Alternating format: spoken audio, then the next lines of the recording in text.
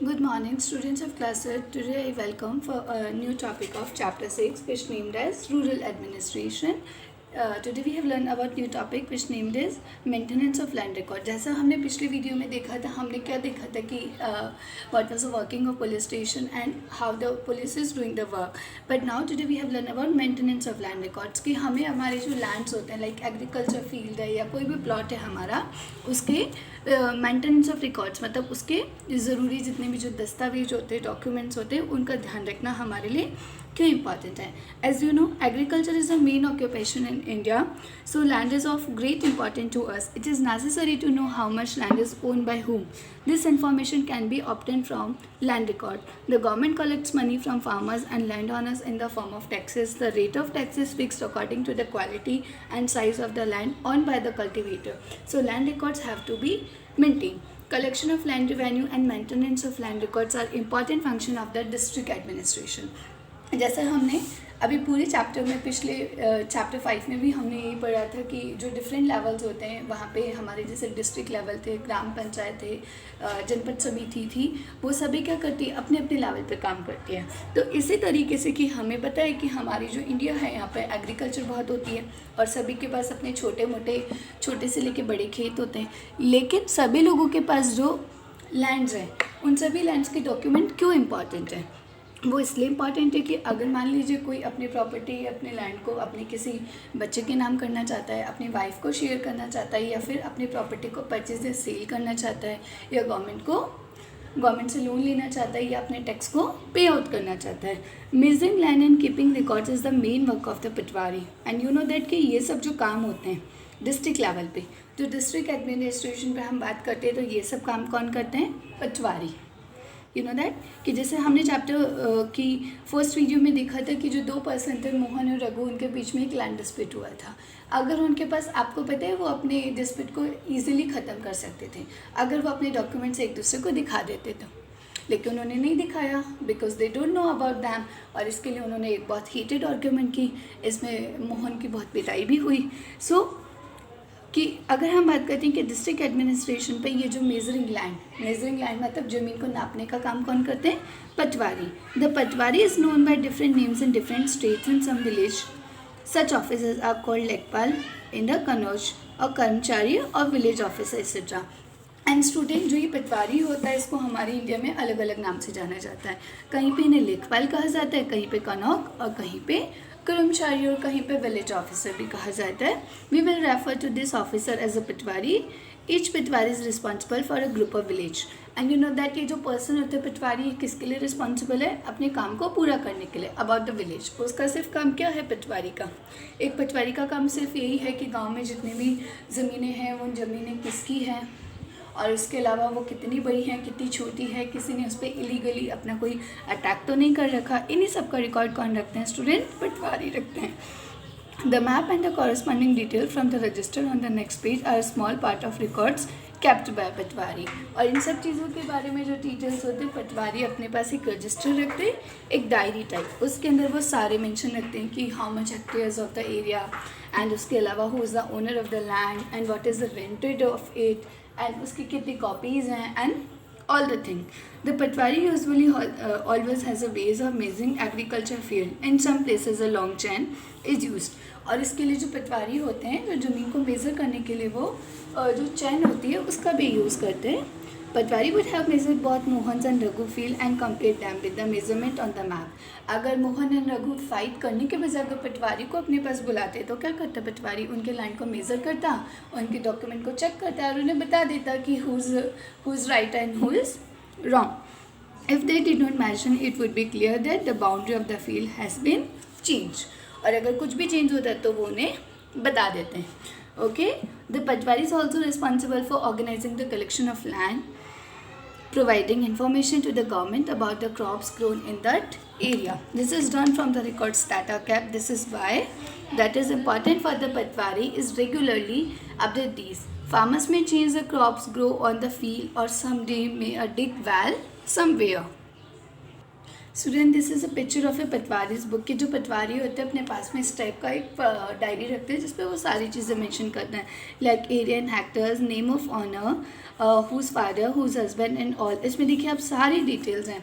और उसके अलावा जो पटवारी होते हैं कि गांव में किसकी ज़मीन पे किसकी खेती पे क्या उसने ग्रो किया, कितने में सेल किया और किसने उस लैंड को पे आउट किया नहीं किया, किसी ने अगर बेची है तो कितने में बेचा, इलीगल तरीके से तो कुछ नहीं हो रहा। ये सब काम कौन करता है? विलेजेस में पटवारी करते हैं। स्टूडेंट इन सब के बाद में एक और ऑफिसर की बात आती है जिनका नाम होता है तहसीलदार। अब देखिए कि तहसीलदार क्या काम करते हैं। All states in India are divided into district. As we know कि हमारे इंडिया में कितने सारे डिस्ट्रिक्ट्स हैं, वी हैव 29 स्टेट्स और 29 स्टेट्स को भी छोटे छोटे डिस्ट्रिक्ट में डिवाइड कर दिया गया। Like Rajasthan is divided into 33 district. For managing matters related to these districts are further to be sub divided. अब जो डिस्ट्रिक्ट्स होते हैं वो भी काफ़ी बड़े होते हैं तो उन्हें काफ़ी सारे जोन्स में डिवाइड कर दिया जाता है जिन्हें सब डिवाइडेड कहा जाता है। These subdivision of a district are known by name of such as tehsil. और इस एरिया को क्या कहा जाता है? जैसे छोटे छोटे जापुर है, जापुर को बहुत सारे 3-4 पार्ट्स पे डिवाइडेड किया गया है, सब डिवाइडेड किया गया है, तो उन अलग अलग पार्ट्स को क्या बोला जाता है? तहसील कहा जाता है। तहसील या तालिका। At the head is a district collector and under her the revenue officer. अब क्या होता है, ये जो ऑफिस होते हैं तहसील और जो तालुका, वहाँ पे कुछ ऑफिसर्स होते हैं जिन्हें रेवेन्यू ऑफिसर्स कहा जाता है in the English, also known as a tehsildar. ये जो रेवेन्यू ऑफिसर्स होते हैं वो क्या करते हैं? They have to hear disputes. मान लीजिए अगर किसी विलेज में कोई भी डिस्प्यूट हो गया between the 2 farmers, 2 people and any more, तो first of all they hear the disputes of them. They also supervise the work of the patwaris and ensure that the records are properly kept and revenues collected. And साथ ही साथ उनका काम क्या होता है कि जो जितने भी विलेजेस में जो भी लैंड है तो उनके फार्मर्स ने समय पे टैक्स पे किया है नहीं किया और पटवारी ने अपना काम प्रॉपरली अच्छे ढंग से किया नहीं किया, तो उन सबको चेकआउट करने का काम कौन करते हैं? तहसीलदार। तहसीलदार को इंग्लिश में क्या बोला जाता है? Land revenue officer. They make sure that the farmers can easily obtain a copy of there record, certificate etc. their caste certificate etc. the tehsildar office where land disputes are also here। और जो तहसीलदार होते हैं कभी कभी वो they are doing work like as a जज as court, कि कभी कभी उनका काम होता है कि जो छोटे मोटे जो लैंड डिस्प्यूट्स होते हैं उनके बारे में भी डिस्कस करना, उनके बारे में भी सॉर्टेड करना। अब देखिए कुछ इंपॉर्टेंट डॉक्यूमेंट्स हैं कि क्यों एक फार्मर के पास उसकी ज़मीन के या अपने लैंड के पेपर्स होने चाहिए। डॉक्यूमेंट। हम from the beginning of this chapter मैं आपको एक ही चीज़ बार बार बोल रही हूँ कि अगर किसी फार्मर के पास पेपर होंगे तो वो कभी भी नुकसान में नहीं होगा, उसे कभी लॉस नहीं होगा। बट हाउ, क्यों ये सारी चीज़ें इंपॉर्टेंट होनी चाहिए, क्यों उसे अपनी ओनरशिप पता होनी चाहिए। Farmers often require a copy of their land's record together with the map as shown in the previous illustration. जैसे मैंने आपको बताया कि फार्मर के पास अपने लैंड की क्या होनी चाहिए? एक मैप होना चाहिए, साथ ही साथ एक कॉपी होनी चाहिए कि जो लैंड की ओनरशिप की। They have a right to this information, they may have to pay a small fee for this.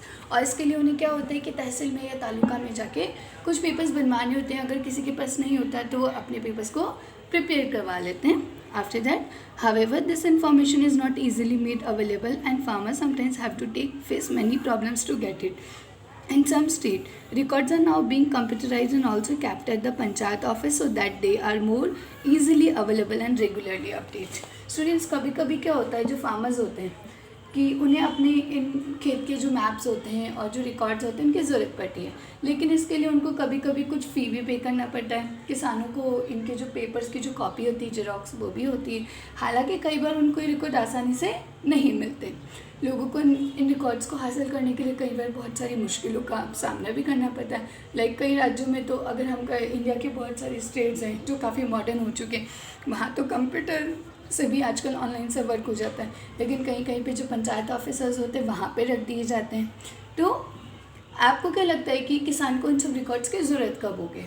मेरे तो माइंड में वेरी क्लियर है कि if the farmer wants to buy a plot of land from another, कि उसे paper की need कब होगी? कि मान लीजिए उसे किसी और फार्मर का या किसी और पर्सन का लैंड बाय करना है, परचेस करना है, तो उसको उसके पेपर की नीड होगी। If a farmer want to sell her produce to the another, और उसके अलावा अगर उसने कोई कमर्शियल क्रॉप है या अपने कमर्शियल क्रॉप को वो सेल आउट करना चाहता है, उसके लिए भी उसे पेपर की नीड होगी। After that a farmer wants a loan from the bank to dig a well in her in her land. साथ ही साथ में अगर उसे अपने खेत के अंदर अपने एग्रीकल्चर लैंड में अगर कोई डिग और वेल अगर कुआं या गड्ढा खुदवाना है और उसके लिए उसे मनी की ज़रूरत है, तो अगर उसे बैंक से लोन लेना है, कर्जा लेना है, तो उसके लिए भी उसे बैंक लैंड रिकॉर्ड्स की नीड होगी। A farmer wants to purchase fertiliser for his field. साथ ही साथ अगर उसे अपने कोई पुअर फार्मर है, उसे अपने खेतों में अपने खेत को अपनी क्रॉप्स को बचाने के लिए अगर उसे फर्टिलाइजर सीड्स की ज़रूरत होगी, उसके लिए भी वो बैंक से पैसा ले सकता है। बट कब लेगा? Whether he showing his document to the banker. A farmer wants to divide his property among his children. और कभी कभी ऐसा होता है कि आप अपनी प्रॉपर्टी अपने फैमिली के साथ शेयर करते हो, तो इन सब के लिए भी आपको इसकी रिक्वायरमेंट होती है। इन सभी डिस्प्यूट्स को सॉर्टेड करने के लिए हमारी कंट्री में एक नया रूल बनाया गया है। So let's we learn about them.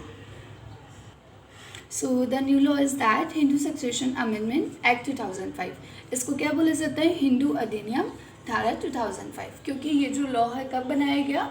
2005 में। Often when we think of farmer who on land, we think of man. Women are seen as people who work on the field. जैसे कि हमने कभी कभी हम फार्मर्स के बारे में सोचते हैं तो we are thought about the man, कि सिर्फ आदमी काम करते हैं, but no, it is not possible. हमारी इंडिया के जो विलेजेस होते हैं और उनके जो लैंड्स होते हैं, वहाँ पे इवन औरतें भी अपना काम बिल्कुल आदमियों की तरह करती हैं, but not as a people who own agriculture land. कि ऐसे माने जाते हैं कि आदमियों के पास ज़मीन होती है, बट ऐसा नहीं होता। Till recently in some state Hindu women did not get a share in the families agriculture land. और इसकी वजह से क्या हुआ है, हमारे कुछ हिंदू स्टेट्स हैं वहाँ पे औरतों को उनके भाइयों के बराबर उनका हिस्सा नहीं मिलता था। After the death of the father his property was divided into equally only among his son. और मान लीजिए किसी औरत के फादर की डेथ हुई तो उसके भाइयों को तो इक्वल शेयर मिलेगा, but she is doing work at the village, she is doing work at the land, पर उसके बाद भी उसको पैसे नहीं मिलते, उसको ज़मीन नहीं मिलती। But the recently in 2005 the law was change. In the new law son daughter and there mother can get an equal share in the land. But लेकिन अब जो नया कानून बनाया गया है उसमें इस चीज़ को बदल दिया गया है और उसके अंदर चाहे पत्नी हो फार्मर की, बेटे हों या डॉटर्स हों, सभी को इक्वल शेयर मिलता है। This is very important thing to know us. The same law will apply to all state and union territories of the country. और ये जो रूल है हमारी कंट्री में, ये जितने भी एरियाज़ हैं उन सभी पर ही अप्लाई होता है। This law will be benefit a large number of women. अब देखिए स्टूडेंट, जो सबसे ज़्यादा फ़ायदा हुआ है इस नियम का वो किससे हुआ है? वुमेंस को। For example, Sudha is the eldest daughter of an agriculture. She is married and live in a neighboring village. After his father's death, Sudha often comes to help her mother farming. कि जैसे ये एक story है, you have to be read this chapter very well. आप जब story को पढ़ेंगे तो आपको समझ में आ जाएगा। Student, I hope you understand this chapter very well. Thank you all. Good day.